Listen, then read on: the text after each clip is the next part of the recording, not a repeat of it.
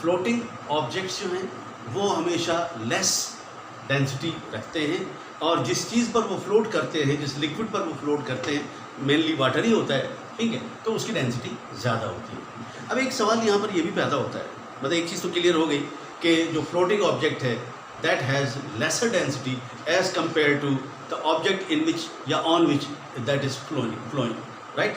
तो जिस चीज़ पर वो फ्लो कर रहा है, जिस चीज़ पर वो तैर रहा है, उसकी डेंसिटी ज़्यादा होती है, जिस चीज़ के ऊपर वो तैर रहा है जैसे पानी, और उसकी अपनी डेंसिटी कम होती है। अब अगर उसकी जगह पर स्टोन कर लें, पत्थर कर लें, पत्थर को अगर हम पानी में डालें तो पत्थर की डेंसिटी ज़्यादा है, पानी की डेंसिटी कम। अभी बताया था थोड़ी देर पहले मैंने इसी लेक्चर में कि सॉलिड जो हैं उनकी डेंसिटी लिक्विड के मुकाबले में ज़्यादा होती है। तो अपना ये जो आपका स्टोन है ये उसमें ज़्यादा डेंसिटी होने की वजह से क्या होगा, वो ड्रॉन हो जाएगा, डूब जाएगा उसके अंदर। Is it clear? Okay, now अब हम ये देखते हैं कि एक बड़ा शिप जो है वो अच्छा खासा बड़ा होता है, बहुत बड़ा होता है, उसमें कंटेनर्स और टन्स के एतबार से उसमें वेट होता है, और जनाब वो बड़े मज़े से समंदर के ऊपर जो है वो तैरता हुआ चला जाता है। इसके लिए आप ये देखें कि एक छोटा सा कोई प्याला ले लें, खाली स्टील का, take a bowl of steel और aluminium, and that empty bowl you put on the surface of water in a tub. So you will see that empty pot is floating on the surface of water. That is not drowning. वो उसमें डूबता नहीं है, खाली अगर आप बर्तन रखें। अगर मिट्टी का पत्थर का रखेंगे, अगेन वो स्टोन उसमें इन्वॉल्व हो जाता है, और वो उसका वेट जो है वो ज़्यादा कर देगा, या वो उसकी डेंसिटी ज़्यादा कर देगा। जाहिर है स्टोन की डेंसिटी ज़्यादा होती है, तो स्टोन के या मड के बने हुए जो प्याले हैं, मड यानी मिट्टी के, तो वो डूब जाएंगे। मैं स्टील की या उसकी बात कर रहा हूँ, ठीक है, खाली प्याला, उसको अगर आप लेंगे तो इट विल फ्लोट।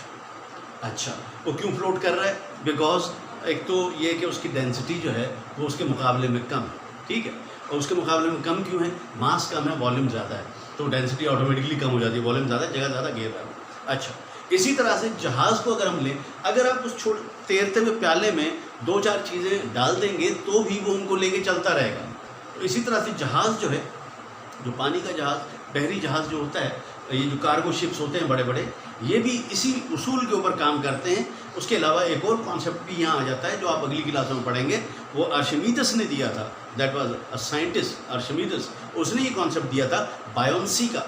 बायोन्सी यानी पानी, जितना जहाज़ उस पानी को दूर करता है, ठीक है, उतना ही पानी उसको अप थ्रस्ट देता है, यानी ऊपर की तरफ उसको उछालता है, राइट। तो ये मतलब बायोन्सी जो है, उछाल की कुव्वत, ये भी उसमें इन्वॉल्व होती है। लेकिन डेफिनेटली इसमें जो जहाज़ का वॉल्यूम है वो, और जहाज़ की अपनी टोटल डेंसिटी प्लस वाटर की डेंसिटी, अगेन वाटर की डेंसिटी जो है वो ज़्यादा होती है, तो डेंसिटी का भी फैक्टर इसमें इन्वॉल्व होता है, एज वेल एज ये जो बायोन्सी का जो रूल निकाला आर्शिमीदस ने, वो भी इसमें इन्वॉल्व होता है। एनीवे, तो जहाज़ जो है वो इसलिए फ्लोट करता है, और एक छोटी सी नीडल जो है वो पानी में डूब जाती है। क्यों डूब जाती है? पानी के मुकाबले में नीडल का जो मास है और डेंसिटी जो है वो ज़्यादा होती है।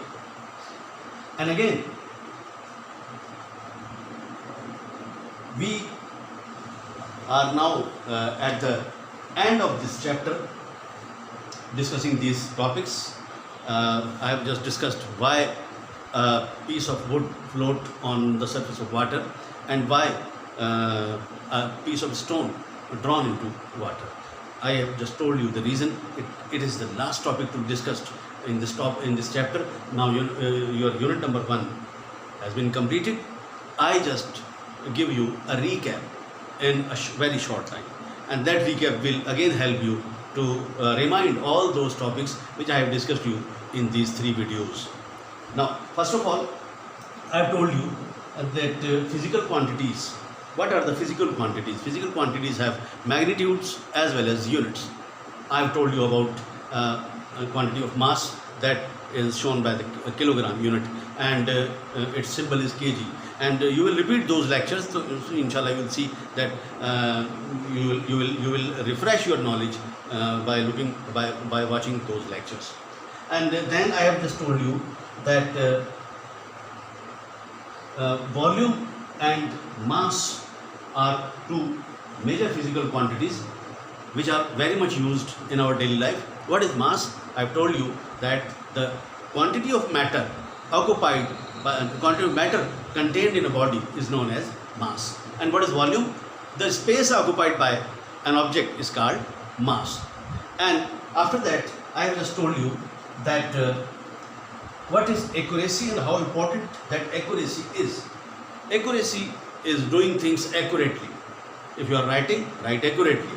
If you are talking, talk accurately. If you are using your mobile phone or any other device, use that accurately. But if you are measuring, use your measuring tools accurately. If you won't use those tools accurately, you will commit mistakes. You will not get correct readings, and you will not measure those things correctly. So accuracy should be there, and accuracy has two types of errors we make in our accuracy, or we just deviate from accuracy by two errors. One is zero error, and one is the error of vision, we say, or parallel vision error, we also call that. So if we have zero error in any instrument, that will not give us accurate reading, but we can overcome that mistake by adding or subtracting according to the error of the zero, that is negative error or positive error. And then by viewing the volume, by viewing the correct edge of the or surface of the water or liquid right into the eye line or line of in our eyes, that will give you the very correct reading. So these things I have just discussed you previously. I am just giving you the name of the topic, or I am just giving you only the introduction of the topic. In detail you can get that topic. आपको topic पूरा आपको previous जो lecture है उसमें जो है मिल जाएगा इंशाल्लाह. और उसके अलावा हमने जो है वो डेंसिटी को डिस्कस किया, और डेंसिटी के बाद फिर हमने फ्लोटिंग का और ड्रॉनिंग का जो कॉन्सेप्ट है अभी रिसेंटली अभी जस्ट मिनट अगो हमने जो है वो डिस्कस किया. So these were all the topics which were covered in your unit number 1. Your unit number 1 comes to an end. Best of luck for you. Just work hard and get good results. Watch the lectures again and again. Ask the questions and just clear your concepts. That is very necessary. Take care. Allah Hafiz. Thank you very much.